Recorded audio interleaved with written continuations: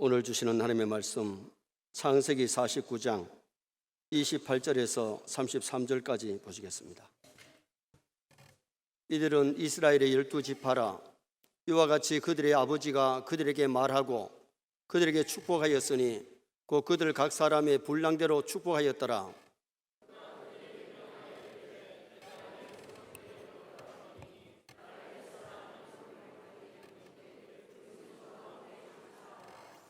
이 굴은 가나안 땅 마므리 앞 막벨라 밭에 있는 것이라. 아브라함이 헷 사람 에브론에게서 밭과 함께 사서 그의 매장지를 삼았으므로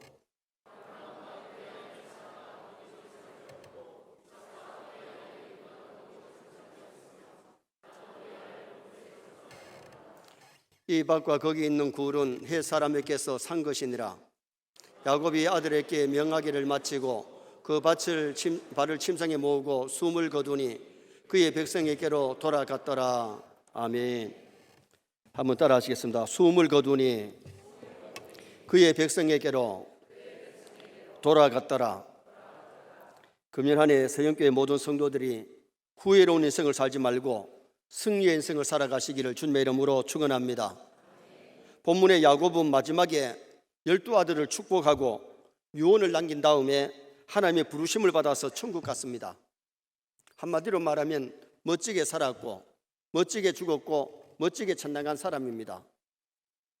선의 모든 성도 정말 멋지게 살고 멋지게 죽고 멋지게 천당하려고 몸부림치시기를 축원합니다. 그래서 오늘은 금년도 둘째 주일을 맞이했기 때문에 인생의 승리자가 됩시다, 이런 제목으로 야곱의 삶을 삼가하면서 은혜를 나누고자 합니다.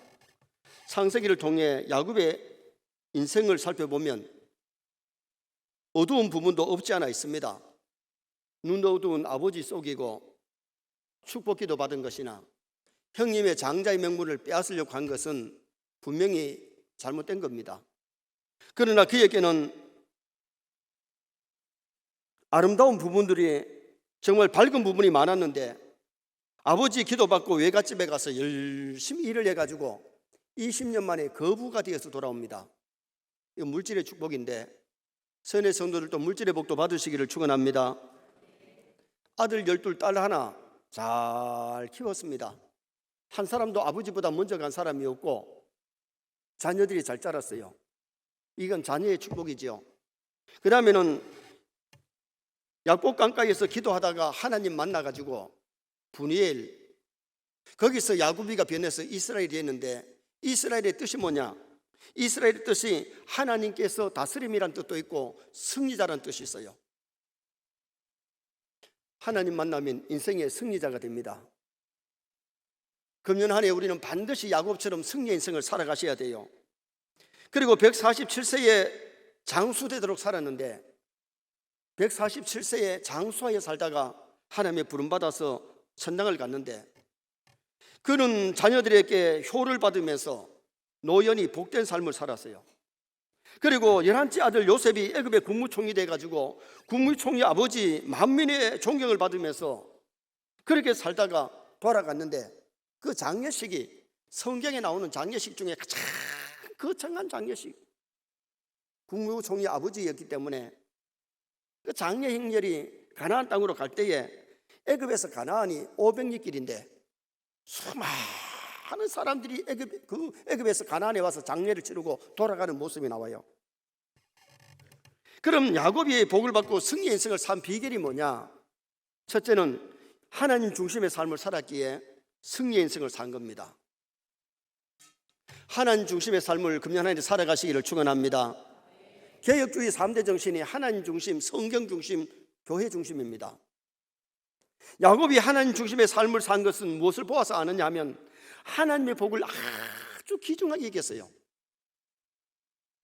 창세기 25장에 야곱이 팥죽 한 그릇에 장자의 명분을 산 것은 하나님의 강복 없이는 나는 못 산다, 하나님 복 주셔야 나는 산다, 그 정신으로 장자의 명분을 귀하게 여긴 거지요. 하나님 없이 돈이나 물질, 권력, 명예를 가지면 오히려 죄 짓는 데 사용하기가 쉬워요. 진짜 믿음이 있어야 바르게 사용할 줄 믿습니다. 하나님 중심의 삶을 살아야 모든 가진 것이 아름답게 쓰여지지만은 믿음 없을 때는 그것이 죄 짓는 데 사용되어지기 때문에 우리가 바른 인생을 살려고 노력하셔야 돼요.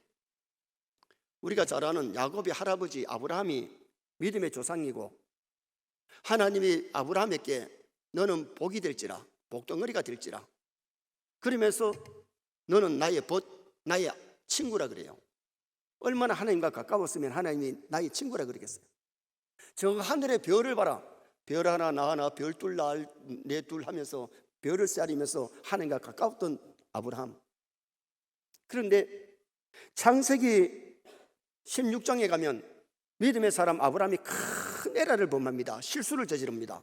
무슨 실수 저질렀습니까? 75살에 하나님이 아들 준다 그래 놓고 10년을 기다리는데 아들이 안 생겨. 아무리 마누라 배를 받아도 사라의 배가 불러지질 않아. 맨날 그 모양, 미안합니다, 그 모양이라 해서 맨날 그라 좀 불러와야 되는데 10년 기다렸으면 많이 기다렸잖아요. 85세가 됐는데 마누라가 75살, 자기는 85살 때에 사라가 여보 이제 나 경도도 끝났고 나 애기 못 낳아. 우리 집에 저기 젊은 여종 있지 않냐, 하갈이 있는데 그때 하갈이 나이가 얼마냐? 20살에서 30살 안팎이에요. 75세 할머니하고 살다가 마누라가 뭐라 하는 거 아니? 저 젊은 여종하고 거시기해서 아들을 낳으라는 겁니다. 자, 그 당시 사회법으로는 돈 있는 사람들이 아기가 없으면 다 첩을 정해가지고 애를 낳았습니다. 우리나라도 한 3, 40년 전만 해도 첩 데리고 사는 사람들 많이 있었어요. 요새는 첩이 거의 없잖아요. 그래서 첩아들하고 본첩 자식들이 갈등이 굉장히 많이 일어나거든요. 그런데 봐요, 마누라가 젊은 여자를 주니까 남자들은 싫어하지 않지요. 마누라가 허락하지 않는데 젊은 여자하고 거시기 하면 바가지 끌어가지고 죽을 거예요. 그런데 부인이 사라가 젊은 저 하갈하고 거시기해서 아들을 낳아달라 그러니까 아브라함이 그 말을 들어야 돼요, 안 들어야 돼? 창세기 16장에 4절에 가면 아브라함이 사라의 말을 들으니라, 사라의 말을 들었다 그랬어요. 하나님 말씀 들어야 돼요, 마누라 말 들어야 돼요? 하나님의 말씀을 들어야 되는데 하갈의 그 부인 사라의 말을 듣고 하갈을 취한 것은 이거는 편법이에요. 이거는 사회 사람들이, 믿지 않는 사람들이 하는 일이에요. 그런데 아브라함이 하갈을 취해가지고 아들을 낳는데 그 아들이 이름이 뭐예요? 이스마엘입니다. 자, 보세요. 아브라함이 물질이 많은 부자입니다. 돈도 있고 물질이 있고 마누라도 있고 어떤 첩도 있고 어떤 아들도 생겼고. 그런데 그가 정말 행복했느냐? 이스마엘을 낳을 때 86세였는데 99세까지 하나님 그에게 나타난 일이 없습니다. 하나님 나타나질 않아요. 하나님을 섭섭하게 하고 계명을 안 지키고 지 생각대로 사니까, 마누라 말을 하나님 말씀보다 더 들으니까 하나님이 나타나질 않아요. 그러면 13년 동안 아브라함이 행복했겠냐? 행복하지 않았습니다. 갖출 거 다 갖추었지만은 하나님과 교제가 없을 때에 그에게는 영적인 즐거움은 없었습니다. 17장 1절에 뭐가 나오느냐? 하나님이 아브라함에게 나타나시면서 나는 전능한 하나님이다. 나는 전능한 하나님이다. 하나님께서 나는 전능하단 말이 뭐예요? 나이가 더 많아도 하나님은 하실 수 있는데 하나님의 말씀을 믿지 아니하고 마누라 말 듣고 첩을 정해가지고 이스마엘을 낳았으니 하나님이 섭섭해서 14년 동안 안 나타나시다가 나타나시면서 하신 말씀이 나는 전능한 하나님이다. 너는 내 앞에서 완전하라. 너는 내 앞에서 완전하라. 너 나 좀 믿어다고. 하나님 그렇게 가까이 하고 사랑을 주고받던 아브라함이 하나님을 믿지 못하고 마누라 말 믿고 마누라 말 듣고 사고 쳤을 때에 하나님이 나타나서 첫 마디가 나는 전능한 하나님이다. 너는 내 앞에서 완전하라. 나 좀 믿고 말씀대로 살아봐라. 그 말이야.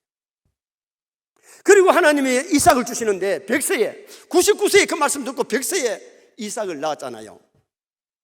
그런데 문제는 뭡니까? 결론이 어떻게 된 겁니까?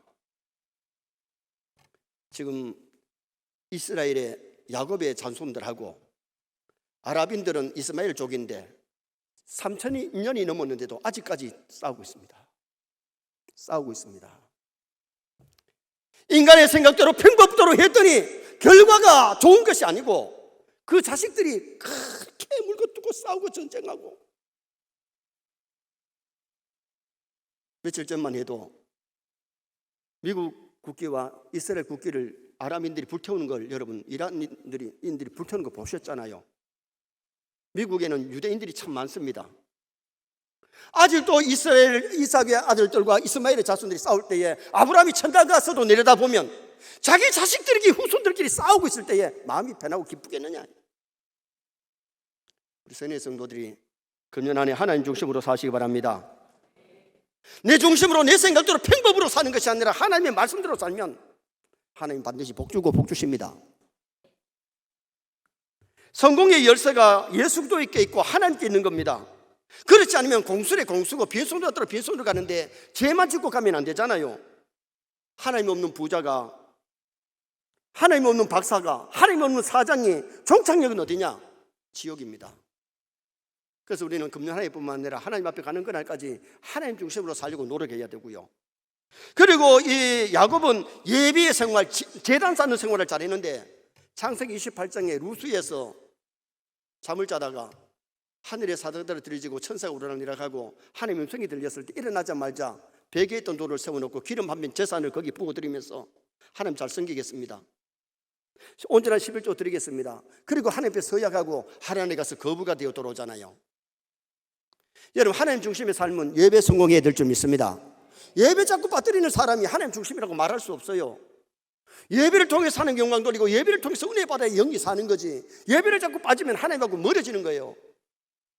우리는 금년 안에 하나님 중심의 삶을 살려면 예배 잘 드리고 은혜 받으시기를 축원합니다. 아무리 세상 일이 바빠도 하나님 앞에 예배 생활을 성공해야 되고 은혜 받아 영이 살지, 은혜 받지 아니하면 영이 살 수가 없는 거예요. 육신이 음식을 안 먹으면요 영양실조가 오고 병이 들고요, 계속 안 먹으면 죽어요. 영이 하나님의 은혜를 받지 않으면, 영의 양식을 먹지 않으면 영이 병들고 영이 메마르고 영이 죽을 수밖에 없어요. 그래서 우리는 말씀의 은혜, 말씀의 떡을 먹어야 될 줄 믿습니다. 그래서 우리는 말씀 듣고 말씀에 순종하고 예배의 성공자가 되어야 되고, 그 다음에는 야곱은 기도의 사람이었습니다. 하나님 중심의 사람은요 기도합니다. 기도해야 성령 충만 받는다 그랬잖아요. 기도하지 아니하면 성령 충만하는 것이 없어요. 그래서 성도가 항상 해야 될 4가지, 항상 기뻐하라, 쉬지 말고 기도하라, 범사에 감사하라, 그 다음에 나오는 것이 성령을 소멸치 말며. 성령 소멸하면 기쁨이 없습니다. 성령 소멸되면 기도 안 합니다. 성령 소멸되면 감사, 범사에 감사 못합니다. 성령 충만해야 항상 기뻐하고, 성령 충만해야 기도하고, 성령 충만해야 범사에 감사할 줄 믿습니다. 야곱은 한마디로 말하면 기도의 사람 아닙니까? 야곱 강가에서 기도하다가 하나님 만나고 분열의 역사가 일어났는데, 기도하면 자신이 성화되고 능력이 임하고 환경이 변화되는 역사가 일어나는 거예요. 여러분, 기도하면 하나님이 환경을 이길 수 있는 능력 주실 줄 믿습니다. 미국의 어느 교회에 가부 집사님이 5명의 자녀를 키우는데 남편은 세상 떠나고 없고 참 힘든 삶을 살았지만은 기도하면서 자녀를 양육했는데 자녀 2명이 의사가 되어가지고 선교사로 갔고, 한 아들은 어떻게 됐는지 천주교 가가지고 신부가 되어서 선교사가 되었고, 2명은 목사가 되어서 선교사가 되었어요. 5명의 자녀가 다 의사, 목사, 신부가 되어서 하나님의 일하는 사람이 됐더라니. 우리가 하나님 중심의 바른 삶을 살고 기도하면 하나님 능력도 주시고 좋은 환경도 주시고 사용하실 줄 믿습니다. 그래서 신년 벽두부터 정말 기도하면서 우리가 하나님의 말씀대로 살려고 몸부림치고 예배에 성공하려고 노력하고 정말 하나님 중심의 삶을 살면 반드시 승리하는 역사가 일어납니다. 두 번째로 인생의 승리자 야곱은 열심히 일을 했기 때문에 승리의 인생을 살았습니다. 열심히 일을 했어요. 자, 31장 40절 말씀을 다 같이 한번 읽으시겠습니다. 다 같이 읽습니다. 내가 이와 같이 낮에는 더위와 밤에는 추위를 무릅쓰고 눈부칠 겨를도 없이 지냈나이다. 한 절에 야곱이 하나님과 얼마나 힘쓰고 애쓰고 노력하고 일했던 것을 보여줍니다.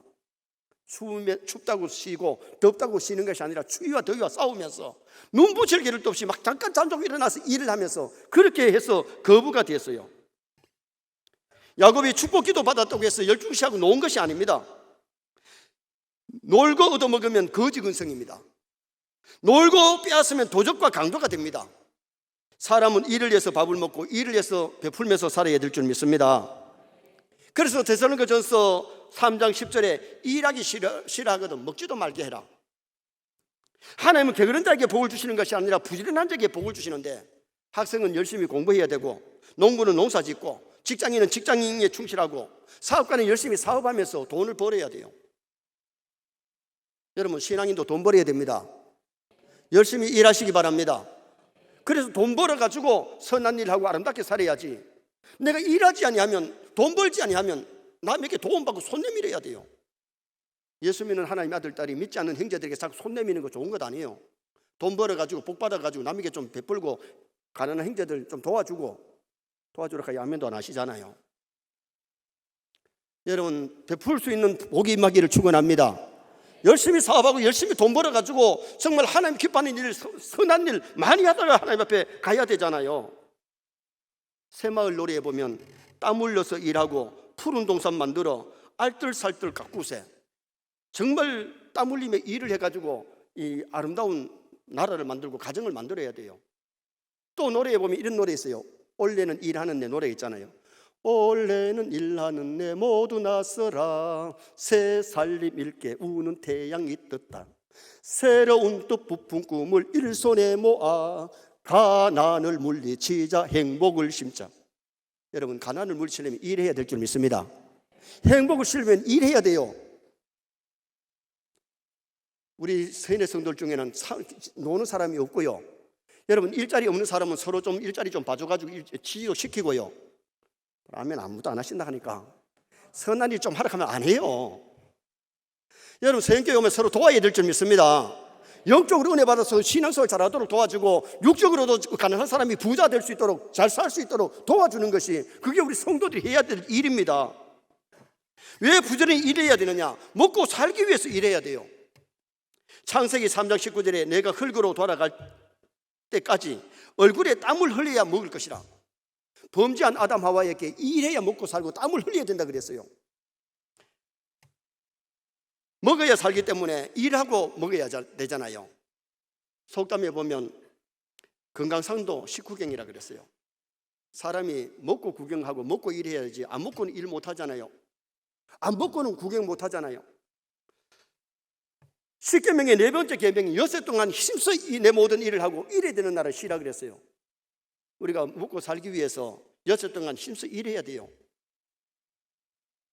주일날 교회 와가지고 예배 잘 때로 노렸다고 해서 4계명을 다 지킨 것 아니에요. 4계명을 잘 지키려면 엿새 동안 힘써 일하고 일해야 되는 날을 쉬는 거예요. 밀레 만종이 몇 천만 원, 몇 억이 되는 것은 그 그림 한 장이 왜 그렇게 유명합니까? 밀레 만종 그림 한 장에 노동의 신성, 온종일토록 들판에서 일하던 부부가 마지막 기도하는 장면 아닙니까? 노동의 신성, 일하는 부부. 그 다음에 가정의 신성, 부부가 함께 고개를 숙였습니다. 함께 일합니다. 가정의 신성. 그 다음에는 종교의 신성, 하나님 앞에 씨를 뿌려놓고 잘 되게 해달라고 기도합니다. 오늘 우리가 신앙생활 하면서 정말 하나님 잘 섬기는 성도가 되고 가정생활 잘 하시길 바랍니다. 열심히 일하시기 바랍니다. 그래야 하나님께 영광이 되잖아요. 그리고 우리가 선한 일을 행하기 위해서 부지런히 일을 해야 돼요. 데살로니가전서 5장 15절에 항상 선을 쫓아라. 웨슬리는 할 수 있는 대로 선을 행하라 그랬어요. 선을 행하려면 내가 있어야 선을 행하지, 없으면 못해요. 힘도 있어야 되고 물질도 있어야 되고 능력도 있어야 될 줄 믿습니다. 그래서 오늘 우리가 열심히 일을 해서 선한 일을 해야 되는데 가정생활, 사회생활에 가정에 기생충이 되면 안 돼요. 사회에 기생충이 되면 안 돼요. 남에게 손해를 끼치는 사람이 아니라 유익을 끼칠 수 있는 성도가 되어야 되는 거예요. 마지막으로 또 한 가지는 부하게 살기 위해서 일해야 돼요. 일 안 하면 절대로 부할 수가 없어요. 일을 해야 부하게 살 수 있어요. 잠언 12장 27절에 사람의 부귀는 부지런한 것이냐, 부지런해야 부귀를 얻을 수 있다는 거예요. 놀기를 좋아하는 사람, 잠자기를 좋아하는 사람은 가난해진다 그랬어요. 여러분, 잠을 갖다가 얼마나 잠이 좋으냐. 잠을 너무 적게 자도 몸이 피곤하고 안 좋지만은 너무 많이 자도 건강에는 안 좋다네요. 적당하게 자야 돼요. 적당한 것이 꼭 어떤 사람, 모든 사람이 8시간 자도 적당한 건 아닌데 7시간 자도 충분한 사람이 있고 6시간 자도 충분한 사람이 있고 10시간 자도 모자랄 사람이 있겠지만은 여러분, 일하기 위해서 노력하시기를 주님의 이름으로 축원합니다. 신앙생활도 부지런히, 유괴일도 부지런히, 충성에도 부지런히 그렇게 하면 영혼이 잘 땐 같이 범사가 잘 되고 강건의 복을 주시는 겁니다. 마지막 세 번째는 인생의 승자, 자기가 행한 일에 책임을 질 줄 알아야 성공합니다. 야곱은 자기가 한 일에 책임을 질 줄 알았어요.